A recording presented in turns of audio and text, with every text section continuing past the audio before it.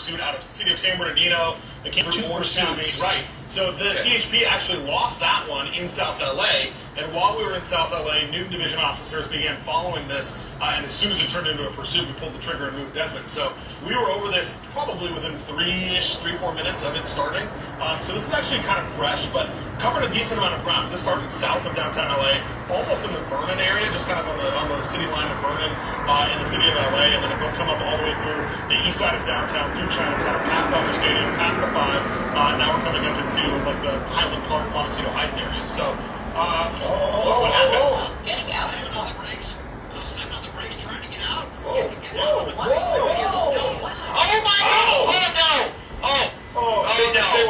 Stay wide. He got hit. Okay, we're gonna keep our oh red my shot. God. We just saw the person who was being pursued get out of their car and actually get hit by another speeding car. I mean, it was just the other almost side of the freeway. instantaneous. We know the 110 freeway one, as Desmond was just talking about, it's very curvy. It's narrow. It's very narrow, and you just have that K-rail really dividing the two sides.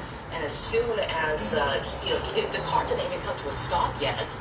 And he immediately got out of the window, not even the door. The door was opening up, but the window was open, and the suspect actually went through the window to the other side. And he kind of fell over, and that's what happened. He fell over, rolled over into traffic, and got hit by another car. What's interesting, right before he decided to jump out of the van, Susie, I saw a little bit of smoke coming from the van. Right, Mike? What do you have on that? Talking to Desmond, I wanted to make sure that we keep his shot wide. Nate, if you want to go back, Desmond is wide enough that we can't see anything.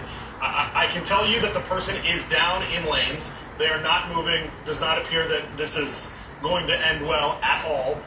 It does not appear that there was anybody else in the car. I had Desmond briefly look to see if they were taking anybody else into custody. That was not the case. That was so intense and so wild. So fast. Person tried to run along the median, and it didn't work. And sadly, I don't think this is going to end very well. Desmond's keeping the shot very wide, and Des, we can even look at the traffic. I mean, we're starting to look, that's going to start to line up as well, as the 110 is going to be closed now for probably a significant amount of time. Mike, we saw a little bit of that. At least I saw some smoke coming from the car as it was moving closer and closer to that center divider, and that's why he couldn't open the door wide enough to escape. Do you know if they were disabled somehow? They had approved spike strips, but Des, I didn't see. Did it just look like he hit the brakes really hard? Maybe it was that. So there was, my pilot was telling me that there might have been some traffic up. So check this out. There's a wreck up ahead, and so he was getting ready to hit that, and that vehicle I think was slowing because of the traffic, and also probably because they saw the flashing lights in their rearview mirror. So everything just happened so quickly. The suspect panicked. They slammed down the brakes and was, hopped out the window there. And I can't zoom. Well, I'll just zoom it up ahead. But it's when I was talking about this freeway, this parkway now they call it. There's basically no shoulder. There is no room here. Nope. If you're gonna, do something like that and jump out, there is no space between you and moving cars.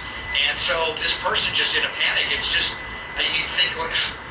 Why did they all this over a stolen vehicle, and for what? And at best they're going to have extremely serious injuries at best, and it all just happened so quickly, and it just an especially bad idea to be in a pursuit on this parkway, the 110, this the first freeway in Los Angeles, is much antiquated traffic standards here, and boy, for something like that, a huge gamble.